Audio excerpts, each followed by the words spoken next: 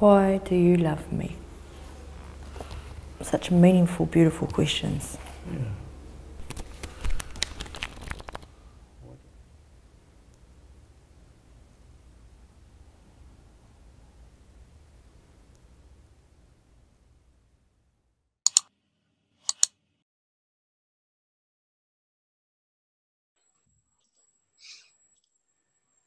Oh my gosh. If you had to give me a tattoo, what would it be, where would it be, and why? Oh, it would be a flower. Yeah. Good choice. Yeah, it would be a flower. I know where you want it. I don't know if I should say it. Just because I'm shy. I'm not gonna say what it is, but you'll I know you know. Just because I'm shy. ... I leave it to you. Clearly, my face. Like, why would I suggest anything else? Because I think it's funny. Oh, you told me you wanted like, oh, can I say it? Do I not say it? Is it a secret? Well, this is asking what you would give me, so I know what I want. Well, damn, Well, I'm a basic bitch. Where would you give me the pineapple? Tramp stamp. Yeah! Tattoo a glass of lemonade. And I'd get that because you love lemonade, but you love Beyonce. So I feel like since you love both of those things, even though that would be your second Beyonce tattoo, but... Can you have too many Beyonce tattoos? I don't think so. I think it would just be something, honestly, that I would want you to be able to see every day. And that be like the first thing that you remember when you wake up and the last thing that you remember before you go to sleep. So yeah, I'd get you a mirror of all the pets that have had an impact on your life, because I know you've grown up around animals, and animals are very important to you. They're a big part of your life, and I know how much you appreciate nature. Cool. I've actually thought about getting a tattoo of my past pets. I would give you a tattoo of music notes, like maybe some measure from a Tool song, and probably like here. And I would want it to like remind you that you're talented and you're a really good musician, and you should play music as much as you can and learn instruments as much as you can, and not to forget about this part of yourself, because you have a gift and you should use it. When were you all the most worried for me, and why? Ooh. Yikes. Who want to take that? No, why is gonna be emotional? No. Not me getting emotional. Yeah, it just hit me. Yeah. I don't think I'm ever seriously worried about you, because like I know you enough to know that you're never gonna be in a place where, you know, like you're never gonna be in a place where you're not gonna be able to get yourself out of it. Yeah, I mean, we all know you pretty well, and we know your character, and it doesn't matter how deep sometimes you feel like you're in a hole. Like, we know that you're gonna get out of it eventually, and you have us. But I was worried, like Todd said, when you left school that semester, not because we didn't believe in you and that you were gonna make it out or that you were gonna be fine, but because I know that you actually did enjoy like the value of school, of learning new things. You just didn't like how it was being applied. So, you know, we struggle out here with organization sometimes and being on top of things. So you being on your own completely, I was a little bit worried about you adapting from school to being completely on your own and like motivating yourself. But that's something that, of course, like you have to learn regardless. But that was the only time that one of the times that I was really, really worried about you was just that. Love you. Not that. It's for me. All right. Y'all say they're quiet. Y'all want to go to the next question? I don't know what to sound bad, but like I do worry about you being a black woman in America right now.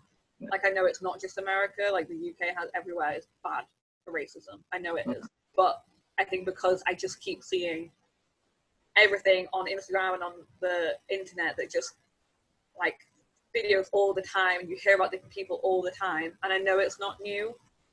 I've known about this for years, it's been happening for years, it's not anything new, but I just like I worry about you because I can't see you every day. So I just worry like when you're not on the phone to me that like one day something bad's gonna happen and you're just not gonna hear from you and be like, what happened? It just really, really scares me.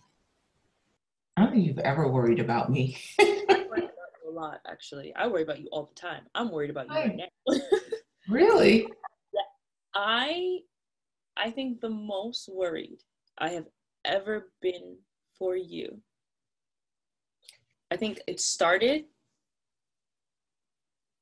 maybe like 9 years ago, and it's been a continuous worry.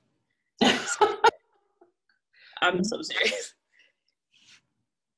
And that's when you've been the most worried for the last 8 years? Mm-hmm. And why? I've been worried because it's like I feel like I've seen my mom disappear. I feel like in some way she's grown so much, but does she recognize the person that she's become in other ways? Because I don't recognize that person. But like, are you really happy? Like, are you really happy? Like with the things that are you choose to be around on a day-to-day basis? I feel like you're not. I feel like you've settled so much. Because you're looking externally.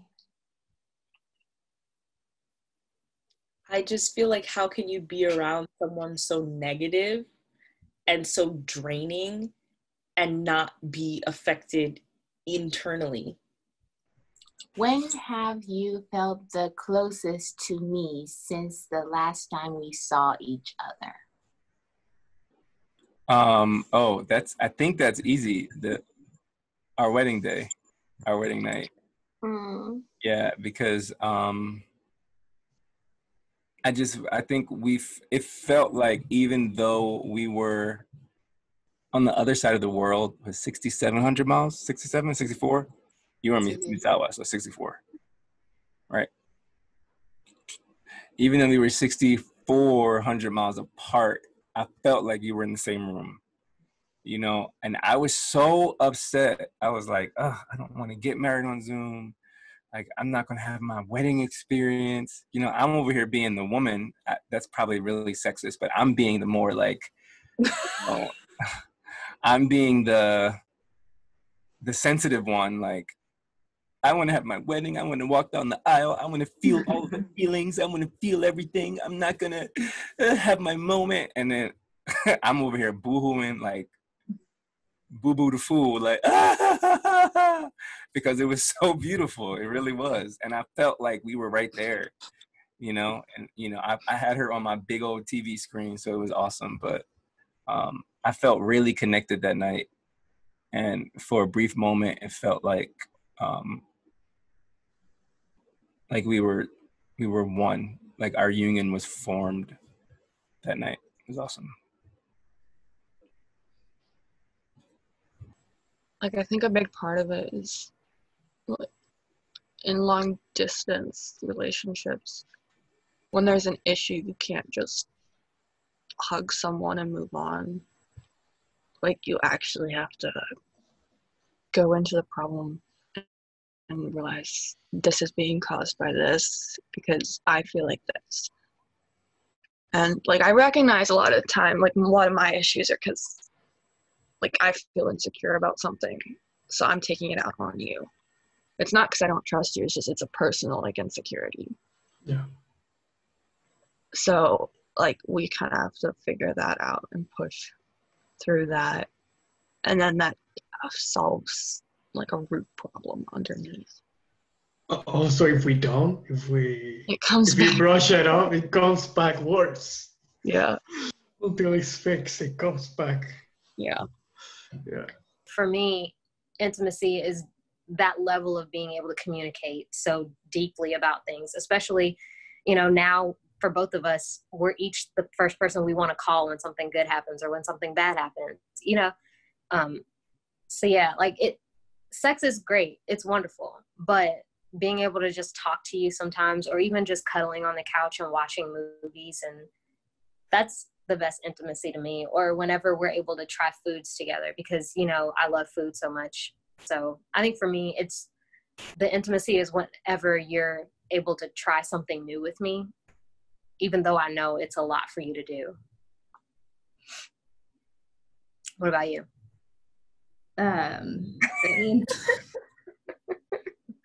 Yeah, well, the greatest challenge is the border being closed in Russia and not knowing when it will be open to the US.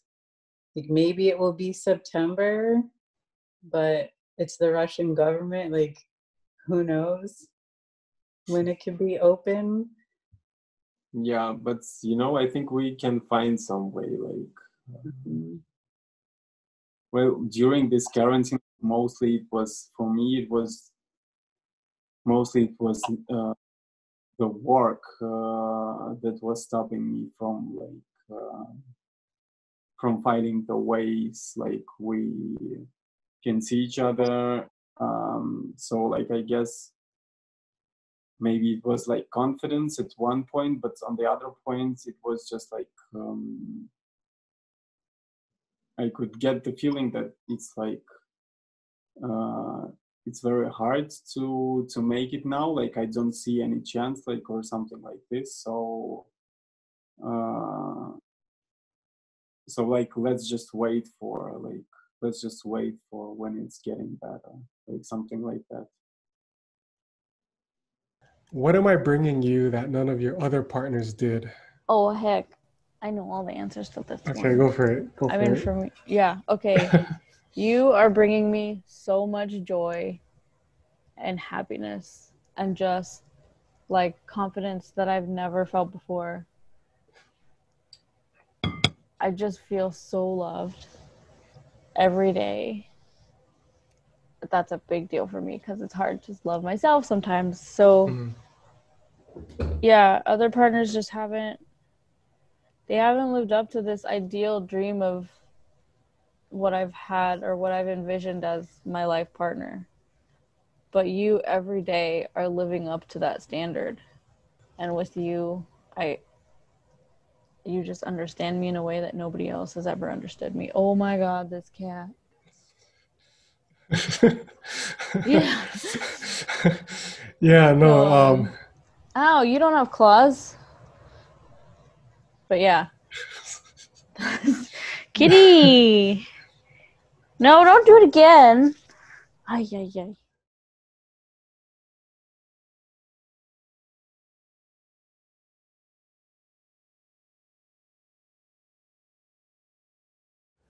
Hey everyone, thanks for watching. If you enjoyed it and you want to stay up to date with all things Skin Deep, all things The And, all things human connection, you can join our newsletter at theskindeep.com/subscribe to stay in the loop. So thanks so much.